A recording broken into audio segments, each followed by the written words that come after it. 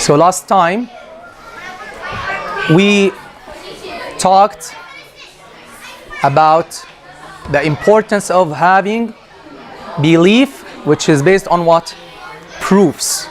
Which is based on proofs and proven knowledge. And we explained some ayat. There are many ayat, but I'm just getting just very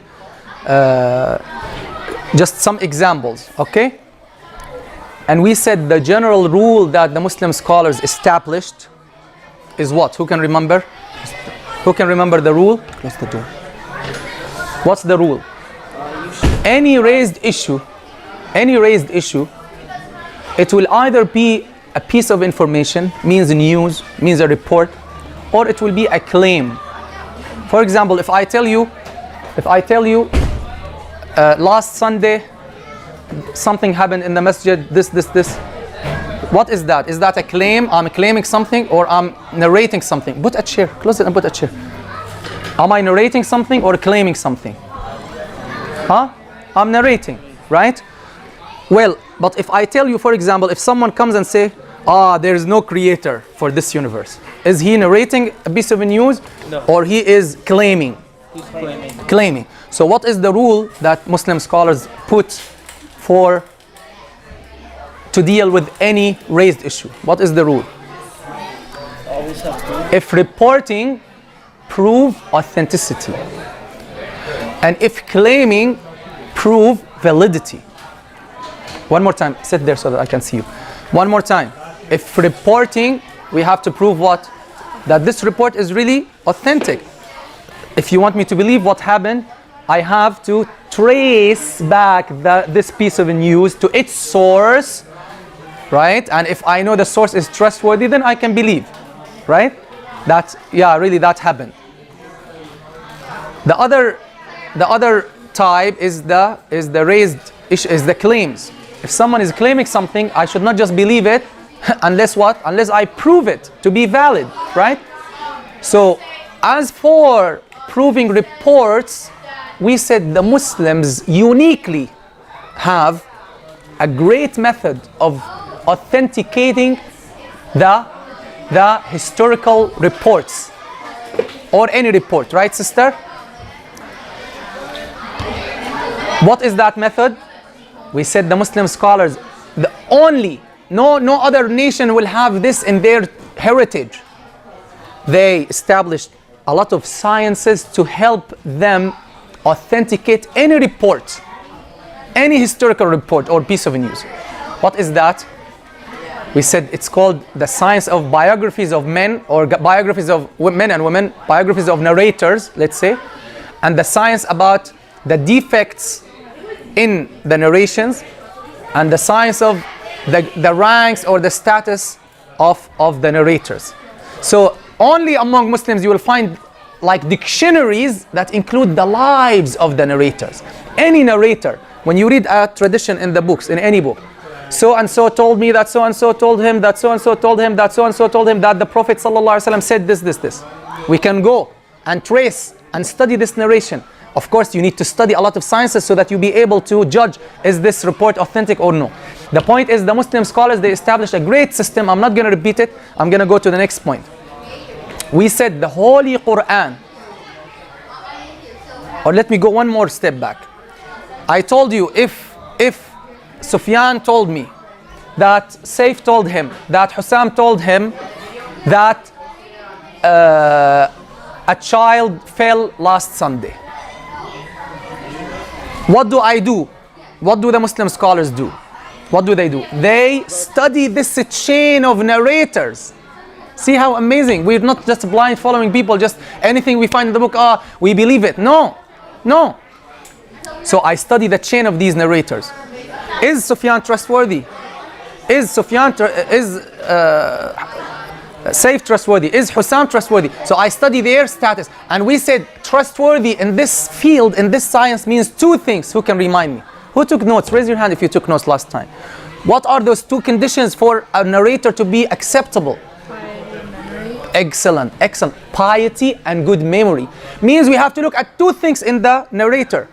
That he has piety, means he fears Allah. He's not going to lie. I know him, I know his life. And how do I know? I'm telling you, but Muslim scholars recorded the lives of those narrators, and they know. And I'll tell you one example. One time, and the scholars mention this example in the books of Mustalah al-Hadith, the science of Hadith. They say one time a man heard that there's another man in another country. He's narrating a hadith and reporting it or attributing it to the Prophet Muhammad sallallahu alaihi wasallam. Look what he did. He prepared himself and he traveled to that place to meet that man to hear the hadith from him. When he arrived, ya sister, what did he see?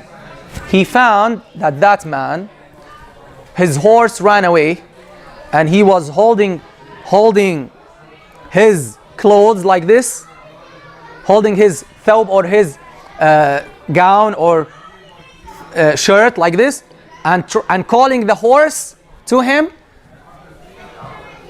to come. So as if he's showing him like he has like some food, means he was lying to the horse. When that man saw him, he told him, I came to hear a hadith from you, but I'm not going to take it anymore because you're lying to an animal. Even to an animal. Yes. He said, I'm not going to take your hadith. To that extent, yes. So the narrator must be pious. He never lies. He never cheats. He never deceives. He's known among people that he's trustworthy. Like someone might think like this is not possible. Well, look, some of you, who do you trust in your family that they never lie to you? Do you trust your father, your mother? Just think it like this. So you know she'll not lie to you, for example. If she's really pious, she will not lie to you. So you know she will not lie. You see my point? Now, the other reason, and this is very important, is what? Is they have to have good memory. It's not enough to be pious. Maybe he's pious, but he forgets a lot and he mixes things. We don't take his narration. If he doesn't have good memory and he knows what to report and how to report and really understands, he has understanding, we don't take his narration. Is that clear? Isn't that amazing? The Muslim scholars, you can study every single person.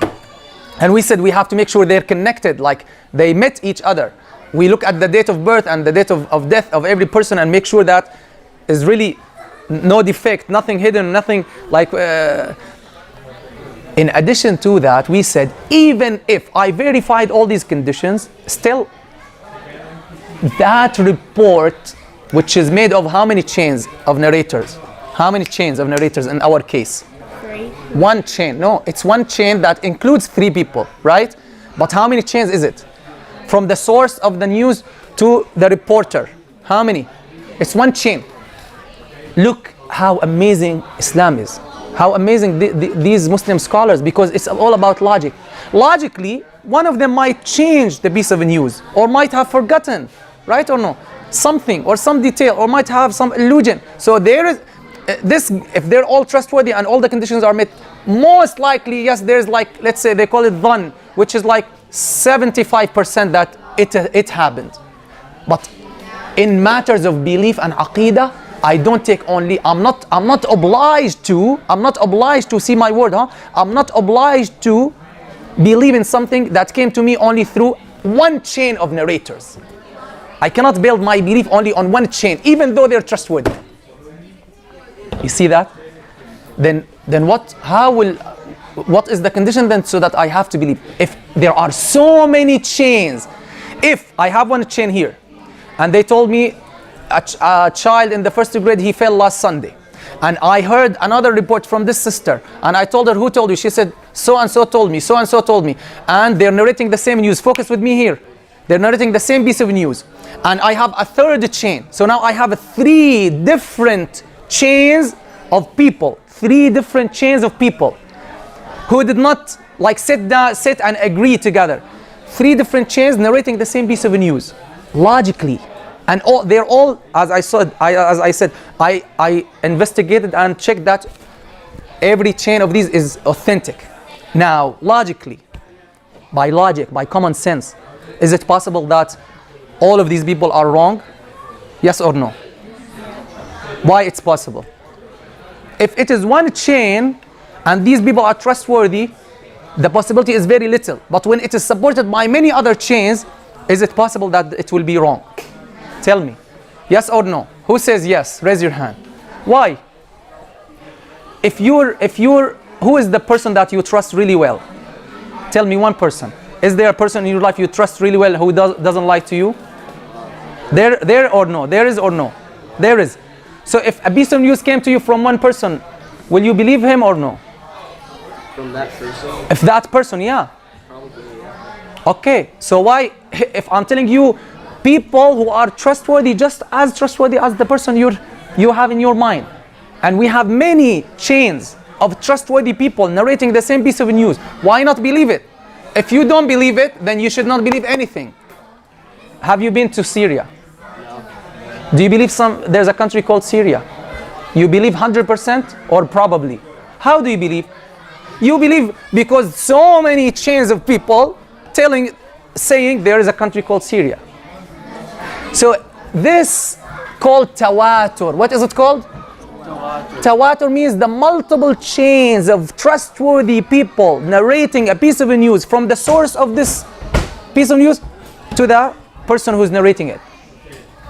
By logic and by science and by reason and by whatever you want, this must be considered as a certain proof that has no doubt. Right or no? Right or no? And the more chains of people you have, the more strong this proof will be. Right or no? Is that something that we all understand or no? If someone denies, then he's denying common sense. Really, if someone denies this proof, we cannot deal with him because he's denying. Then we tell him, you cannot believe anything unless you go and see it, or you touch it, or you visit it, or right or no? But people never do this, right or no? We can give so many examples about this. Now, we can apply now you understand the Muslim method of verifying news, right or no? Now, inshallah, let's continue in this and apply this to our religion and to our holy book. This holy Quran that we have, the holy Quran, is like news or report or narration, right? It has been reported to us from who? From our fathers and teachers and sheikhs, right? Where they got it from? From their fathers and sheikhs and teachers. From who? From their back to who? They're telling us back to who? To Sayyiduna Muhammad sallallahu alayhi wasallam, right? Right or no? Is this a claim or a piece of news or narration that is being reported? What is it? It's a report. So now we know how to deal with the report. How do we deal? We need to see how it came to us. We need to study those chains of people. If you study those chains of people, this servant has received the Holy Quran. I received the Holy Quran and read it by heart from cover to cover to my sheikh. And my sheikh, when I read it to him, he gave me a certificate. And you can watch, there's a video. If you write on the YouTube, you write the word ijaza and you write my last name, you find the video. And I explained this and I mentioned the names of the people in my chain.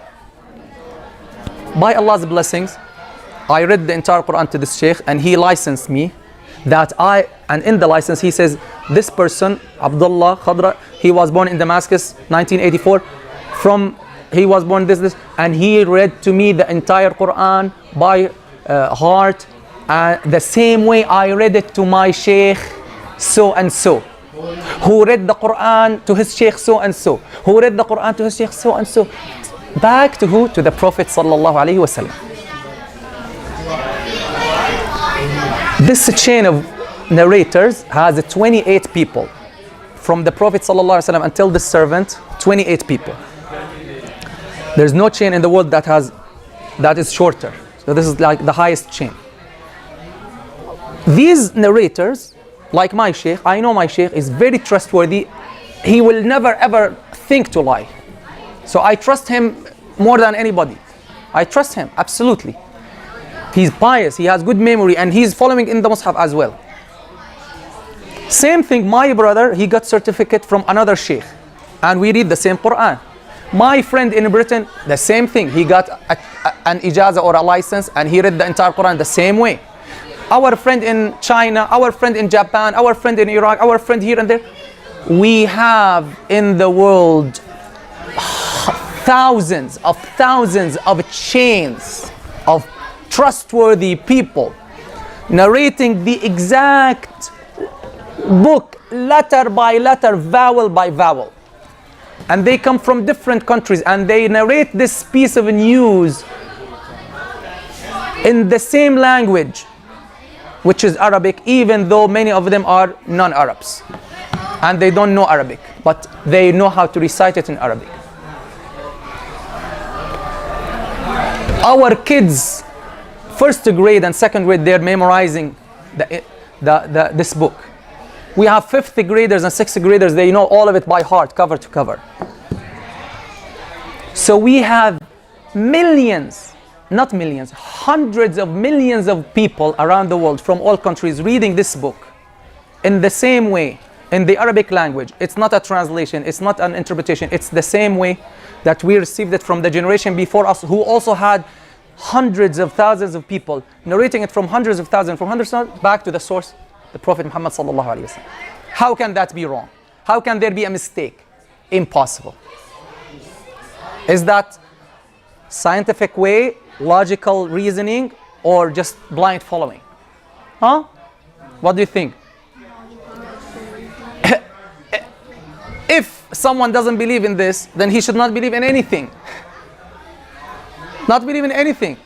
Is it logically possible that these people met, these hundreds of thousands of people, they met and they said, okay, let's fabricate something, and let's say, okay, our teachers and our forefathers told us this, it's a, yalla. أنا باخدك معي معلش. Is that possible? It's impossible that they sit and agree to fabricate a piece of news. Just like, think of this, our first example. Is it possible that these three chains, just three chains here in this classroom, three chains, supposing inshallah all of you trustworthy, okay, and inshallah you are. Is it possible that all of you will sit and agree to make a lie? All of you will sit and agree to make a lie? معلش هلا باخدك معي, eh? Is it possible? You tell me. It's not possible, because there must be at least one of you who will reject. You see the point? If some of you, like 2 or 3, they agree, okay, let's make up this fake news. But some of you will not accept because you're trustworthy. Even those trustworthy people in the first place, they will not. But let's suppose they did. Many will not agree with them. So this, they call it the collective thinking, or the collective group. They will not agree all to fabricate a piece of news. Same thing with this greatest book. So this is how it reached us. In addition to that, this is, guys, a very strong proof that Islam is the truth. This doesn't apply, this method doesn't apply to any other book on the face of the earth. Never. The Bible, you want an example? Okay, we cannot compare it to the Bible, but I'll give you just quick idea. There's no person in the whole world who memorizes the Bible by heart.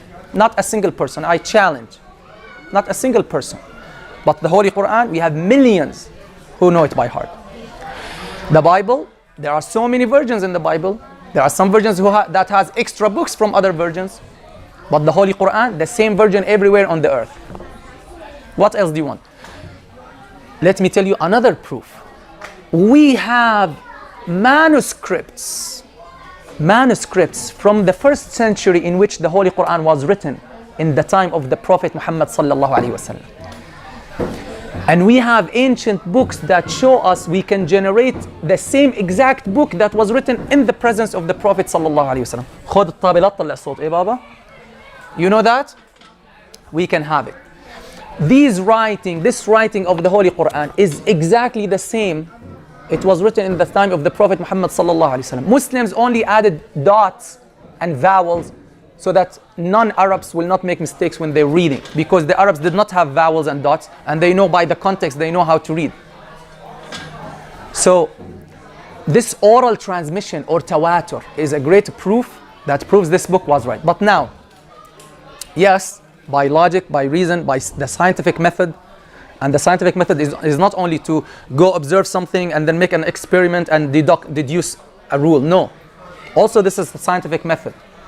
Because science, according to the Britain Council of Science, listen what they say science is.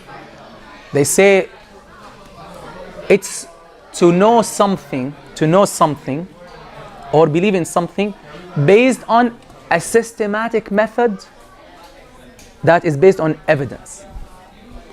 So science is not as many people think. Science is only to observe something and see it with your own eyes, then deduce a theory or a fact or whatever. That's only the empirical side of science.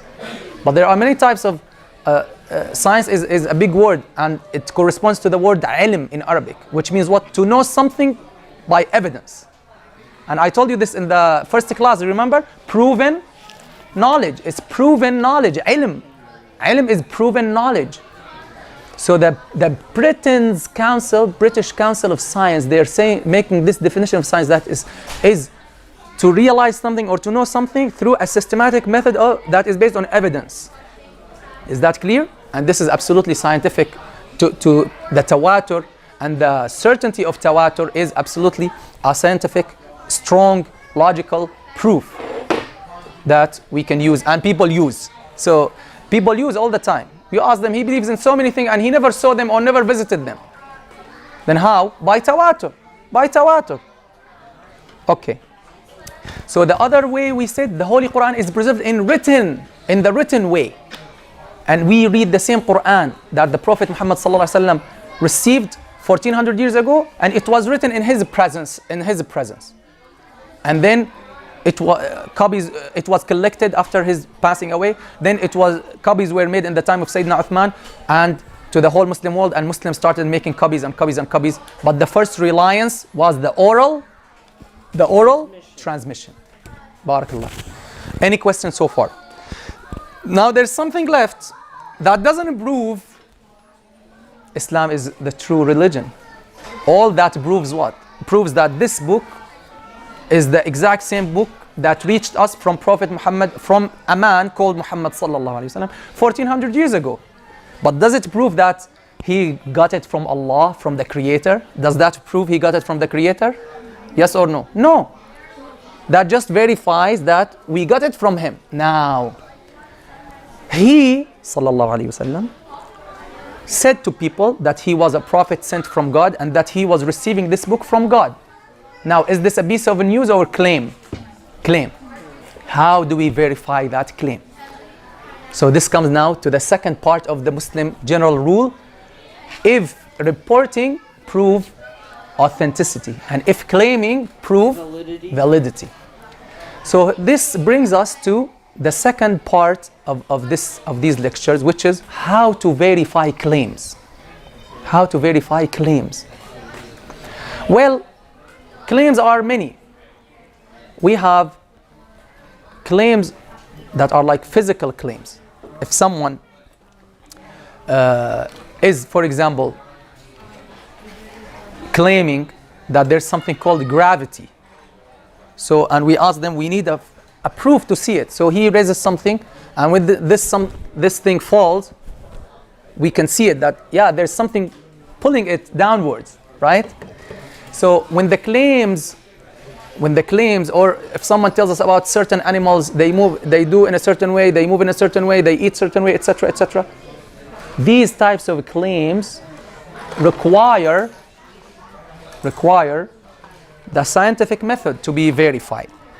What is the scientific method? It's based on what? Who knows? Observation, then deduction. You observe something and you see that thing always doing the same thing, always these things, when we carry them, they fall. We deduce that there's something called gravity pulling them down. But if you go to the moon, you see things are not going down, you know there's no gravity there. In the Islamic way, sister, to prove any claim that is subject to experiment is to do the experiment. One more time. If we have any claim that is subject to experiment, means we can take it to the lab or we can observe it and over time and see that it's doing a certain pattern that is never quitting or never changing, then we can deduce a fact. What does the Quran and what does Islam tell us about this? Tell us you have to, anything that is subject to experiment, you should not believe in it unless you Any claim that is based on experiment and you can subject this claim or this thing to experiment and observation, you have to apply that method. Because Allah subhanahu wa ta'ala provided us with simple, basic rules that enable us, ya sister, close it and focus with me, enable us to deduce facts from our observations. And this is how a big amount of science today is based on this, right or no? Now, what if, ya sister, if there's a claim that we cannot observe it or put it in the lab or put it under experiments? There are other laws. I'll give you an example. So now we're going to talk about certain laws that are commonsensical. Commonsensical. It's common sense. It's logical. It's universal. Everyone, you talk to a person in China, in Syria, anywhere, they believe and they accept these laws. Right, sister? Raise your head and focus with me. Close it. Example. If I am outside and I hear the ambulance. And the ambulance is asking the cars to move away. What do you understand from that? What do you deduce? You know the word deduce, right? What do you understand from that scene? What do you understand? Someone's hurt. Someone is hurt. Huh? Someone is hurt. Did you see that person who's hurt? Never. But without seeing that person or without observing and making experiment, you concluded, right? You concluded and deduced that what? There must be someone who's hurt, right or no? That is called talazum. What is it called? Talazum means connection. Whenever in my mind I hear the ambulance, means there's someone who's hurt. Is that clear? But does that talazum or connection is just connection between these two things? It's connection that always when you see the fire engine, they say fire engine? Fire truck. Huh? The fire truck, you always know what? There's fire. But sometimes, focus with me, sometimes there's no fire. You see it and there's no fire. There's a possibility like those guys there, they're in a hurry and they just maybe turn it on so that people make room for them. That's possible or no? It's possible. And this is why that type of talazum or connection, we have to make sure it is 100% right. So that's one example that you can conclude facts and deduce facts even though you're not following the empirical scientific method, right or no? Right or no? Based on what? Based on these commonsensical laws that Allah has given us. Based on what? Based on this repetition that is always happening. And it's similar to the experiment and to the scientific method. They're similar. They're all interrelated. Okay. That is called talazum. Another example, another law. So that's first law. What is it called? Talazum. The constant connection between two things. When you see the ambulance, you know right away. You don't need somebody to tell you, and you don't need to see that person who's hurt. Right, sister? Another example or another law. And these laws will help us now. We will use them to see how you prove the existence of the Creator and how you prove that Prophet Muhammad sallallahu alaihi wasallam was really a prophet. We're going to use these laws. Another law, guys, focus with me. So the first law was what did we call it? Talazum. Talazum, constant connection between two things. When you think of one of them, right away you will deduce the other. Another example, if you see someone, he's mashallah, he looks very healthy. The next day you saw him, he's very thin. He turns very thin. What do you deduce? He got sick. He got sick. You did not see the sickness. He did not tell you he's sick. It's clear. It's clear, right? Because this thinness, this direct change, sudden change of thinness, it makes you conclude he must be sick, right or no? That is common sense. That's what Islam teaches us. That you have to follow the rules and the laws that Allah has put here in your mind. You have to use it. Okay? Use it or lose it. Right? Okay. Alhamdulillah Rabbil Alameen wa afdalu salatu wa atamu taslim ala Sayyidina Muhammadin wa ala alihi wa ashabi ajma'in. So, we're still talking how to verify claims. How to verify claims that are different from reports or pieces of news. Right? There are many things that we believe in. They're not similar to the scientific method or to the physical things. For example, the mathematical facts. when we say 1 plus 1 is 2, is that something subject to experiment? No. Mathematical facts is an example that not everything is about science and experiment. There are things that are self-evident. I want you to write this down and understand it. There are things that are what? Self-evident. Every human being in the world believes 1 plus 1 is 2. It doesn't need a proof. If someone asks you, prove to me that 1 plus 1 is 2, this means we need to take him to the mental disease hospital, right? Mental diseases center, medical center, right? If someone tells you, he's just like someone telling you, prove to me that it's the day now, it's not the night. If, as the Arab poet says, وَلَيْسَ يَصِحُّ فِي الْأَذْهَانِ شَيْءٌ إِذَا احْتَاجَ النَّهَارُ إِلَى دَلِيلٍ. There's nothing can be right in our minds if you want me to prove to you that now it is the day, right? You understand that? So, let's take some other laws to help us verify claims. One very important law says, something, yeah sister, this is now new for you maybe. It's common sense, but we have to know them because some people now they're ignoring these commonsensical laws. This law says, things remain in their status. Things remain in their status unless there's something that changes it from its current status. And by the way, Isaac Newton, he mentioned that physical law. He said if something is moving, it has to remain moving unless an outsider force comes and stop it. And if there's something in a status of stillness, it has to remain in a status of stillness until something from the outside comes and move it. Did you get that? Did you hear that? Does that make sense? Something, a machine. Can the machine work if you don't press the button? Tell me. If you don't connect it and you don't press the button, it won't work. Right? It won't. Right or no? If you have a scale, this is called rajahan bidun murajjah. It's the impossibility of a change without a changer. Write it down. The impossibility of what? Of any change without what? A changer. Of any move without a mover. Of any effect without a cause. Right? Of any effect without a cause or an effector. That works as well. Another example. Sister, if you have a scale that has two pans, right? And we tell you we're having the scale here and one of the pans of the scale moved down. What do you conclude? Everyone, what do you conclude? It's heavier. It's heavier. But if we tell you it went down by itself, nothing moved it. We put nothing there. It by itself, it moved down. Who can believe that? Who can believe that? Can we believe that?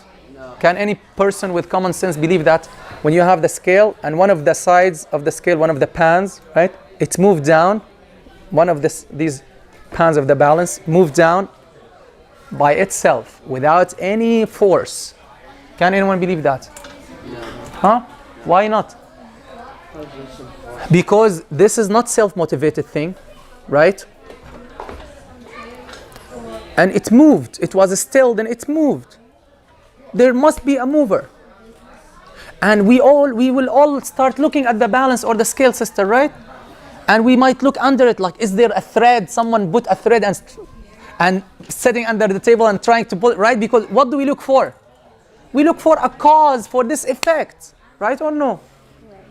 And if we don't find, what we will think? We'll start thinking about what? Supernatural cause. But there must be what? There must be a cause, right or no? And maybe there's someone made a trick and put like some air pressure above that scale in a way that we cannot see it. But we must believe that there must be what? A cause, even if we don't see that cause. Did you get that? Does that make sense? Is there any person on earth who can doubt this evidence? We're talking about things that are influenced, things that are not self-motivated. Let's take another law, then we will apply those laws. Okay? If I tell you, I will not come next week unless my car or the wheels of my car makes an infinite number of spins. What do you understand? It's impossible. It's impossible. Means I will not come. Because you have to go infinitely back. Because you will go infinity. This is called infinite regress. Infinite regress. What is it called? An infinite regress of causes is impossible. Infinite regress of causes is impossible. You know this famous game or toy, yeah, sister? They have these pieces of blocks. You put them one after the other, one after the other, right? If you push the first block, what will happen? They will all fall. Now, if someone told you, if someone asked you, this first block, why it fell? What will you say? Because the one behind it pushed it. Okay. And what about this one behind it? You will tell me, one behind it also pushed it. And what about the one behind it? One behind it. Is it possible that there are blocks to infinity? No. Possible or no? Why not? Because if it is, then they would not have fallen. None of them would have fallen. Since everyone depends on the one before it, everyone depends on the one before it, what does that mean? Who can tell me what does that mean? There must be what? A first cause that is not caused by any cause. Did you get that? Is it clear? One more example. One more example. If we have someone who's shooting, okay, at a target, and we tell him, you don't shoot unless Sufyan commands you. And Sufyan will not command him unless Saif commands him. And Saif will not command him unless Hussam commands him. So Sufyan will not tell the shooter unless Saif tells him. And until Hussam tells Saif. And until sister tells Hussam, etc. Until infinity. Will he shoot or no? No. He will not shoot because there's infinite regress. He will not shoot unless there's a person who will start and giving the command. But if we say no, he will not shoot until another person tells him, and this person tells him, and this person depends on the person before, and this person depends on the person. Is that possible? It's impossible, right or no? What is that called again? Infinite regress or regression. Is that possible? The infinite regression of causes, is it possible or impossible logically? It's impossible. One last example. The train. We have the engine and the car, the train cars, right or no? Right or no? Sometimes it goes opposite way, right? The engine is in the back and the train cars in the front. If we tell you, what is pushing the first train car? What is pushing it? What do you say? The one before it, it's affected by the one before it. First of all, can we say it's self-motivated by itself? Why not? Based on the first rule, right? The first rule, every change must have what? A changer. Every effect must have a cause, right or no? So if someone says, no, how is the first train car moving, sister? By itself. It's moving by itself. Can we believe that? We say no. It's not self-motivated. It doesn't have an engine, right? It doesn't have an engine. It's influenced by something else. Then you tell me, no. It's moved by the one before it. I say, okay, that's nice. What about the one before it? You tell me it's pushed by the one before it. Okay, and what about the one before it? You tell me, it doesn't end. Everyone is moved by the one before it until infinity. Is that possible? No. Why not? Infinite regression. Because that's infinite regress. What do we conclude? There must be what? There must be an engine, a cause that is not caused by any cause, and there's no thing before it. It's moving. It's starting the move. Is that clear? Clear? So that is the second law, which is what? Infinite regress, and it's impossible logically by common sense. One last one, it's called the circular reasoning or the dawr. And I already mentioned it, that if I tell you who's moving this, you tell me by itself. For example, A was nothing was not existent, A. Something, it wasn't existent.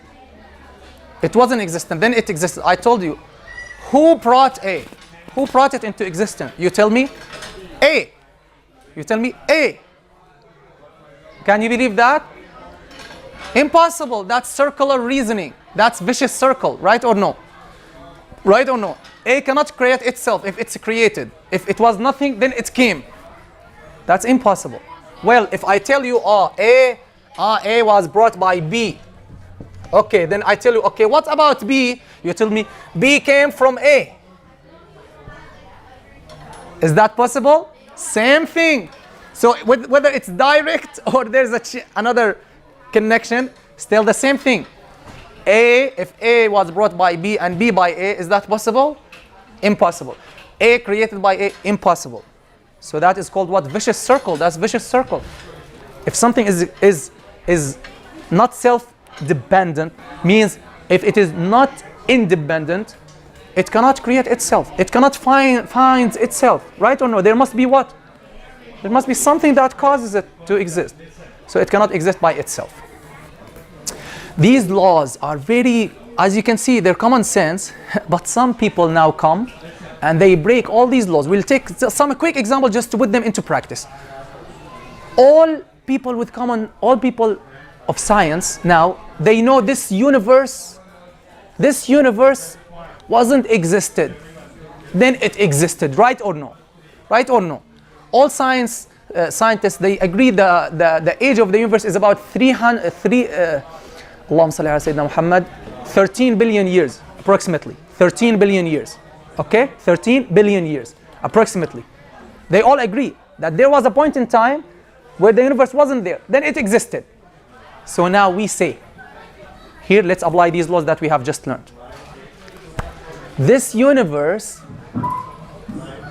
is it possible to exist? Was it possible to exist, or it's necessary and mandatory logically to exist? Who can think of this? Is it necessary for this universe to exist or no? Is it logically mandatory necessary to exist or no? Who can tell me? Just think. Did it exist before, or it was not existent, then it existed? Tell me. It wasn't existent, then it existed, right or no? This means its existence is not necessary and mandatory by logic.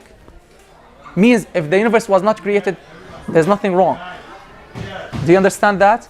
Based on this, we say, remember the scale, focus with me, remember the scale. As for the universe, what was the status of the universe? Existence or non-existence? Huh? Tell me. Non-existence. Then what happened? The pan of existence overweighed non-existence. What does that mean? What does that make us conclude? Something caused it to. There must be something that affected this universe and made it exist. Right or no? Right or no? Yes. Right or no? Now, they will come and say, now listen, their tricks and their lies. They're just contradicting common sense. Listen. And listen, I'm telling you, the most famous atheists in this world, Richard Dawkins and those ones, wallahi, they say nonsense stuff. But people are deceived by them and they follow them and they think they're following science and logic and they don't know any logic or any science. Listen what they say. They say, no, this universe was brought from a very small singularity. And that small singularity, it exploded and made the Big Bang, and this is how the universe came. Okay, so what is our reply? Well, where did that singularity come from? It came by itself from internal interaction between its atoms. That's science. Wallahi, you see this simple answer? They deceive people by, they say, these atoms by themselves, they interacted and they produced that another atom and then Big Bang. We say, well, where did that come from? That must have a creator, right or no? Then what if someone said now, they say, it came by itself. Is that possible? Is that possible? Wait, but the Big Bang Theory is still real. The Big Bang Theory it doesn't contradict Islam. On the contrary, there are some verses in the Quran that might support it. Allah says, for example, don't the disbelievers see that the earth and the heavens were together and then we split them? So we don't have a problem with it. But what's before that? So now let's say, point number one, if they tell us, no, it came by itself, is that possible? Why not? Tell me the law that makes that impossible. What is it? No. For every reaction, there has to be The vicious circle, right? The vicious circle. If they tell us it existed from nothing, then we tell them there must be a cause for this change. And if they tell us by itself, we say that's circular reasoning, that's vicious circle. And if they tell us, there was another universe before it, we say, okay, and what about that one before it? They say, and there's another universe before it. Okay, what about that? Then, and they say, until infinity. And this is what they say. Imagine. They say, there are infinite number of universes. And they call it now multiverse. Multiverse instead of universe. Multiverse. They say, there are infinite number of universes. What do we say? Is that possible? What is the law that disproves this? Infinite regress, the impossibility of infinite regress. We say what? There must be someone or something that is not caused by anything before it. And it started these, if you want, universes or whatever. There must be one who is not caused by any cause. Who is that cause? Who is not caused by any cause? That's the creator that we believe in. And that makes the full sense. But all of their theories makes no sense. Makes no sense. They either tell you by itself or they tell you infinite. All that doesn't make any sense. This belief in the creator who is not caused by any cause and who is not preceded by anything and who is the source of everything, that makes the full sense and that matches logic and science and everything. Any question? صلى الله على سيدنا محمد وآله وصحبه وسلم والحمد لله رب العالمين جزاكم الله خير.